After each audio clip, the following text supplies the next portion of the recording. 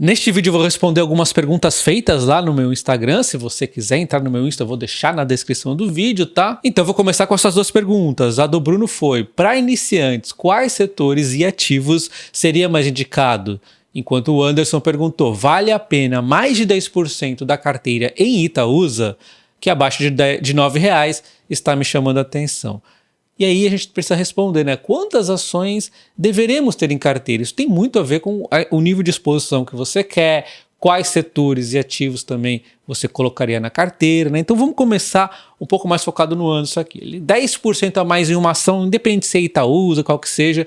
Será que é adequado fazer isso, né? No caso aqui ele está entendendo que a Itaúsa é uma boa empresa para ele, eu também acho, e abaixo de 9 é exatamente um preço que eu também gosto muito. Então será que vale ter mais de 10% nessa situação? Olha, muito provavelmente sim, tá? Eu, no caso aqui, vivo uma realidade um pouco diferente da imensa maioria, que eu tenho mais de 20 ações na carteira, de 22 ali, porque, primeiro, que eu acompanho elas muito de perto, que eu trabalho com isso, além de eu gostar também, né? Então, para quem deveria ter mais de 20 ações na carteira? Apenas quem trabalha com isso ou quem gosta muito de acompanhar as empresas, porque acompanhar mais de 20 empresas dá um trabalho, né? Então, para essas pessoas, ter mais de 10% é mais raro, você tem mais ações na carteira, embora a gente sempre normalmente concentre mais nas top 10, nas top 7, né? A minha está concentrada ali na top 7. Tenho várias empresas beirando ali os 10, 9% e apenas uma passando 10%, que é a Isa Energia. Mas assim, até para mim tem ação que passa de 10%, então para a imensa maioria, se você gosta da empresa, se você acha que ela está a um preço barato, ainda mais a Itaúsa, né, que é uma grande empresa, é seguro ali, eu acho que não tem problema, desde que você entenda que o preço está bom e que você gosta realmente da empresa, né? Porque imagina, você gosta da empresa, você comprou ali, limitou nos 10%, e aí ela começa a subir, vai para R$ 10, beleza, seu percentual pode até aumentar se ela subir mais que as outras empresas, só que ainda assim você perdeu a chance, de repente pode demorar para ela voltar a ficar abaixo de R$ 9, né? Mas vamos focar um pouco em quantas ações a pessoa deveria ter na carteira. Eu sei que muitos de vocês têm 5 ações ou menos, eu considero isso pouco, tá? Eu passei por todas essas fases, e quando eu tinha ali 5 ou menos ações, era o quê? É Petrobras, Vale, aí tive também Banco do Brasil, aí já tem 2 estatais, aí você tem 2 empresas de commodity, aí tinha uma quarta ali que era uma elétrica, enfim. Inclusive teve uma época que era Eletrobras, então assim, 3 estatais, assim, é uma diversificação incorreta. Eu comecei aportando muito de uma vez só, o que também é incorreto, quantidade de ações incorreta, é um monte de coisa incorreta, mas é erros de iniciante que na época era mais difícil, tá? Então assim, lá em 2007 comecei. Então, uma série de erros feitos que foram agravados por ter uma quantidade de ações pouca, né? Então é muito difícil diversificar 100% com 5 ou 4 ações, né? Pode ser no começo que está aportando muito pouco, pô, só aporto R$ 100, não sei o que, 200, aí tudo bem. Mas chega um certo momento que é interessante você buscar mais ações. Mas no começo, tá aportando um pouquinho, se é a sua preferência, pode ser também. Mas o principal ponto que você tem que levar em conta para ter mais ou menos ações é o tempo que você tem para acompanhar essas empresas. Não adianta você ter 20 ações e não consegue acompanhá-las, né? Não adianta você ter 10 e não consegue acompanhá-las. Então, eu acho que é muito importante você acompanhar pelo menos os resultados trimestrais. Então, esse é o principal ponto. Tempo para acompanhar as empresas. O segundo é que, se você tem poucas ações, você vai ter um risco sistemático. Não tem como você evitar, beleza? É o risco do sistema ali. O Brasil entrou em crise mundial, não sei o quê. Não tem jeito de se diversificar, mas tem um risco aqui, ó, não sistemático, você consegue se diversificar. E quanto mais ações você tem, mais diversificado você está de acontecer um risco com a sua empresa. E estatisticamente falando, a partir ali dos 15, dos 18, já começa a não diminuir muito esse risco não sistemático. Então, não é por causa disso que você vai buscar ter 18, 20 ações ali. Mas assim, eu quero dizer que a partir de uns 15 já começa a não diminuir tanto. Então, quanto mais próximo ali de números entre 15 a 20 você conseguir ter de ações e conseguir acompanhar, menos risco de volatilidade, risco problema de uma empresa específica você vai ter. Mas tudo isso sempre colocando em mente que é muito mais importante que diversificar aqui é você conseguir acompanhar as empresas. Não adianta você ter 20 empresas e não acompanhá-las. E agora respondendo, um iniciante deveria ter que ações e setores na carteira, né? O Barça ele defende o BEST de Barça, bancos, energia, saneamento, seguradoras, telecom. A gente pode se inspirar nisso e tentar ajustar um pouco mais ainda, né? Como por exemplo, eu colocaria então uma carteira para um iniciante pensando mais focar em financeiro e utilidade pública.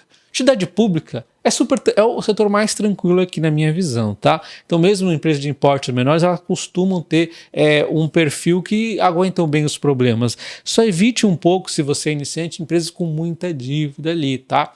Mas transmissoras pode ser uma exceção, transmissoras é super tranquilo, né? Pô, Taesa, Transmissão Paulista principalmente, super perenes ali. Então, você vai pensando, monta a carteira aqui em transmissoras, distribuidoras, geradoras e saneamento, tem uma pegada de crescimento de dividendos também, é bacana você já ir se acostumando com essa pegada aqui, uma Saneparzinha ali, mas vai ali dividindo conforme você quer. Um exemplo a Sanepar, tá? Só para mostrar que dentro do setor de utilidade pública tem também uma pegada de crescimento, tem uma mais dividendo, você vai se acostumando ali, é um setor muito bacana para você ser um pouquinho mais ousado, né?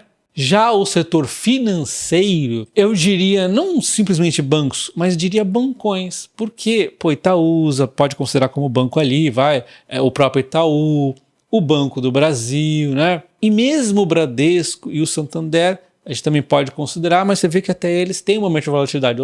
Outros momentos, foi o próprio Banco do Brasil que deu uma volatilidade maior que os outros bancos. Bancos são setores que são mais voláteis. E se você vai para bancos smalls, dependendo do que acontece com a economia ali, cara, vai ser um pouco complicado para você aguentar. E às vezes esses bancos nem se recuperam tão fácil. E aí você define então quanto deixar para o setor financeiro, para a utilidade pública. E óbvio que quanto mais você deixa aqui para outros, mais vai ser aqui a sua apetite ao risco, né? Então se eu deixo, por exemplo, 20% aqui disponível para colocar em outros, que são Telecom, Vale, Petrobras, que são empresas grandes, gigantes, mas que são voláteis, empresas que trabalham com commodities, né? Petrobras no caso estatal, tem Smalls ali, Irani, uma ótima empresa, mas é uma Small. A Klabin não é uma grande pagadora de dividendos, também poderia entrar aqui em outros, né? Temos uma série de empresas, os próprios bancos ali de porte menor, eu adoro o Banco ABC, mas ele é um banco que não está acostumado, ele é volátil, não está acontecendo nada de errado, o resultado está indo bacana pra caramba, e a ação cai e sobe ali, maluquice, né? Então, eu acho que vai depender ali de quanto você tem aqui de perfil de ter exposição à volatilidade. E aí, por isso que eu acho que é interessante você definir, mais ou menos, não precisa seguir malucamente ali a risca, mas se você define mais ou menos o quanto você vai ter disposição ao setor aqui mais volátil, por exemplo, você está tranquilo de comprar uma empresa a R$10, ela cai a 5 e você não fica desesperado, porque você sabe que na tranquilidade, se está tudo bem com os resultados ali, mesmo que você não entenda ainda 100% se é iniciante, afinal de tudo, você está tranquilo porque você tem uma exposição limitada ali ao setor, tá? Então por isso que eu acho que é muito importante você pensar também numa exposição aqui em setores sem se deixar se arriscar demais do que você poderia suportar uma queda muito forte, tá? Já vi várias e várias vezes empresas caírem 50%, 60%, 70% e depois subirem muito, 500%, 600%, é natural, renda variável assim, ainda mais no Brasil, né? E o Douglas perguntou sobre o Bitcoin. Qual o valor do Bitcoin em 2025, na minha opinião? Mas mais do que precificar aqui um valor, vamos entender o que está acontecendo com o Bitcoin, o que pode acontecer na sequência e por que ele está caindo tanto agora, né? Então o Trump ele fala ali em Fort Knox digital, mas o Bitcoin ainda cai mais na sequência. Por que isso aconteceu? O Trump ele assinou a ordem executiva na quinta-feira de fato sobre uma reserva estratégica de Bitcoin e o estoque para outras criptomoedas, né? Que foi uma promessa que ele fez ali em campanha, né? Como por exemplo a Solana e tal, né? Só que as moedas elas caíram. Por que isso? Porque o plano ele não veio com dados concretos do governo dos Estados Unidos para adquirir novas criptomoedas. Então ele foi lá e falou, não, vamos estabelecer oficialmente essa reserva de Bitcoin. O governo dos Estados Unidos tem lá 200 mil Bitcoins no momento. Mas beleza, ele não falou, olha, vamos comprar tantas em X meses, X anos ali. Não, ficou meio aberto, eles estão estudando ainda como que vai ser feito, não está claro aqui para o mercado. Tá, vai comprar quando? Vai começar a comprar que momento isso, né? Então, o mercado se decepciona bastante, inclusive os especialistas apontam como desafiador do ponto de vista prático o governo dos Estados Unidos implementar o plano aqui de compras, alguma coisa do tipo no Bitcoin.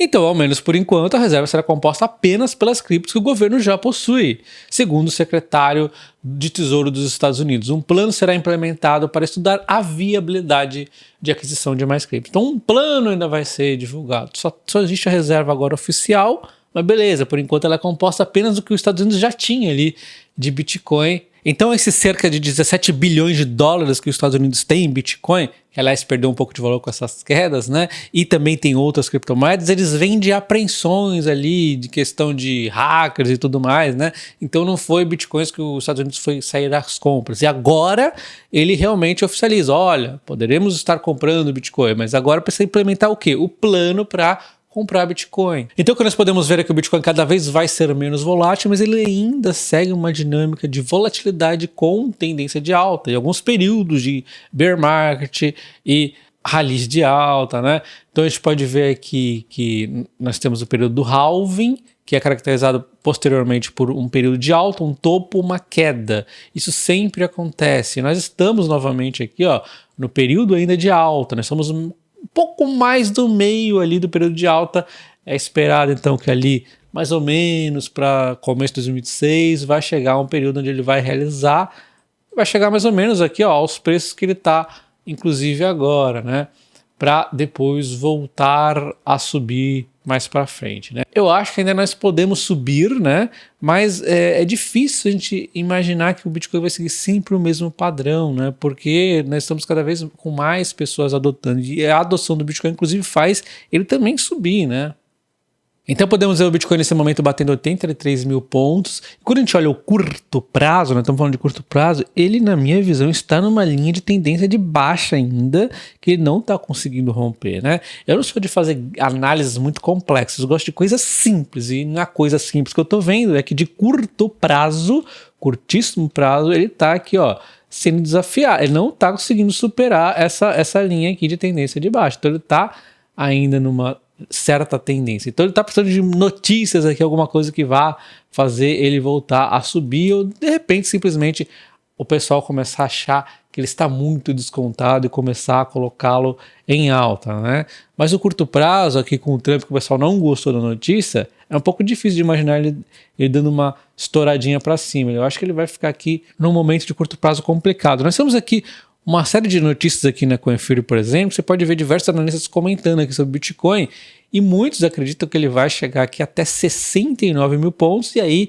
é praticamente certo, tá, que ele vai segurar diante de diversas estatísticas que eles traçaram aqui. Você pode ver a matéria mais completa, tá? E chegar a 69 mil pontos significaria cair quase 18%, 17%, desculpa, o que não é uma queda tão grande assim, mas é uma queda considerável, né? Se a gente considerasse esse topo do Bitcoin, poderia ser uma queda então de 37%. E quando a gente volta lá na questão do pós-halving, é algo um pouco atípico ele cair uma queda tão forte assim, né, de 37%, ainda mais agora que ele é menos volátil do que antigamente, né? Seria uma queda mais forte para subir posteriormente, talvez adiando o topo mais para frente. Então poderia ser um comportamento um pouco diferente, até porque nós podemos ver que ele subiu um pouco mais antes aqui do halving. Depois o Bitcoin ficou meio amarrado e vamos dizer que ele deu uma subida mais ali por causa do Trump ali, das eleições e tudo mais, né? E agora novamente ele está preso, amarrado ali. Então é difícil, né? Nenhuma dessas coisas, notícias que estão movendo o Bitcoin, mudam os fundamentos dele de longo prazo. A gente entende que o Bitcoin ele deve continuar a subir. Quem compra o Bitcoin a cada 4 anos depois vai ter os valores bem maiores ali, né? Então eu lembro vocês que a melhor corretora para vocês comprarem Bitcoin é a CoinFury, porque ela é totalmente livre de taxas, né? Então você vai acabar conseguindo com a mesma quantidade real comprar mais Bitcoins, né? E você pode também deixar o seu dinheiro rendendo em dólar enquanto você vai vendo o melhor momento para comprar o Bitcoin. Então está aqui meu dinheiro dolarizado rendendo 5% por ano, mas ele rende diariamente aqui proporcional, né? Dando então 3,64 dólares por dia aqui. E aí aos poucos, quando o Bitcoin vai caindo, eu vou comprando.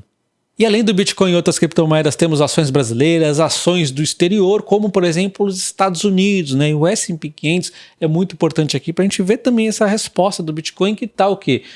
O S&P 500 está meio sofrendo aqui, ó. Ele caiu desse topo cerca de quase 6%. 6% de queda ali para um S&P 500 que vinha subindo muito. É uma queda natural, pode ser que caia um pouco mais realmente. As ações subiram muito, as de tecnologia, principalmente, que levam o S&P 500 ali, né? Então é algo natural, mas que acaba freando um pouco ali o ânimo com o Bitcoin. E olha só, lembra desse período aqui quando o S&P 500 caiu, né? 27%, nesse período aqui que é o melhor momento de comprar ações e de comprar o próprio Bitcoin, né? Nesse momento aqui eu via pessoas falando que o S&P 500 ele já estava caindo uns 20 e tantos por cento e as pessoas falando para mim que ia cair mais 40%. Foi o momento que eu mais comprei ali o S&P 500 e ações dos Estados Unidos. Fiz a festa ali, a alegria, né? E aí agora nessa alta aqui toda é natural uma correção, né? Assim, já corrigiu um pouco, talvez corrija um pouco mais. É difícil prever muito o curto prazo, né? Mas o S&P 500 ainda é muito importante na minha visão para a gente ver o que está acontecendo lá com o Bitcoin. Na verdade, até mais o Nasdaq do que o S&P 500, né? E não se esqueça de ao se inscrever na Confira e utilizar meu código de convite TOPACOINS para concorrer até $250 em ações do Banco do Brasil. Então poderia resumir a situação do Bitcoin da seguinte forma: o ano pós-halving costuma ser positivo, então a tendência ainda é que ele suba até o fim do ano, mas é difícil dizer até quando, né? E é natural que o Bitcoin vá buscando novos caminhos nessa volatilidade que ele costuma trazer no caminho da alta, porque se ele for sempre muito previsível, todo mundo vai acabar ganhando muito e não é assim que funciona o mercado, né? Sempre tem que ter alguns perdedores e geralmente são os traders ali desesperados, né? A adoção do Bitcoin continua em alta, a própria iniciativa ali do Trump de reserva de Bitcoin é positiva, é que não foi na velocidade como o mercado gostaria. Então esse já começa a ser um ponto positivo. Sem as novidades na velocidade que o mercado gostaria, como é que vai ser essas compras e tudo mais, né? Questão de curto prazo na minha visão. A economia americana está ok, mas ela ainda está sob desafio. Muito dinheiro foi jogado na economia na época ali da pandemia, e o Trump está fazendo ali o que ele entende como necessário para contornar a situação, está enxugando o Estado ali com o Elon Musk, o que eu acho positivo. A questão das tarifas eu não gosto muito, o mercado vai ter que lidar com tudo isso aqui, ó, as novidades que o governo vai trazendo aqui para a economia, isso vai afetar também o Bitcoin. E temos a questão que no S&P 500 as ações subiram demais, né? As principais, as maiores ali subiram demais. Então, por mais que a economia dos Estados Unidos vá se equilibrando ali, né, até voltar a dar uma impulsionada novamente, por mais que ela vá se equilibrando, o S&P 500 pode ter uma correção por conta dessa alta, né? Estão precificando um crescimento muito grande que talvez as empresas não vão conseguir entregar, pelo menos não no curto prazo. Então essa correção acaba afetando o Bitcoin também, né? Aquele medo ali do mercado todo. Então eu diria que é uma dinâmica complexa aqui que pode sim trazer o Bitcoin a quedas mais acentuadas, mas a tendência do ano pós-halving é alta. Se a economia americana, se a situação do S&P 500 também, a Nasdaq ali, ajudarem também permitindo isso, né? Eu espero que vocês tenham gostado desse vídeo, deixa o like, comentário, o que você acha do Bitcoin, para onde ele vai, porque a verdade é que no curto prazo ninguém sabe, que a gente pode, olha só, eu listei aqui um monte de pontos, tem positivos, tem negativos, é muito difícil. Um abraço, até o próximo vídeo, valeu!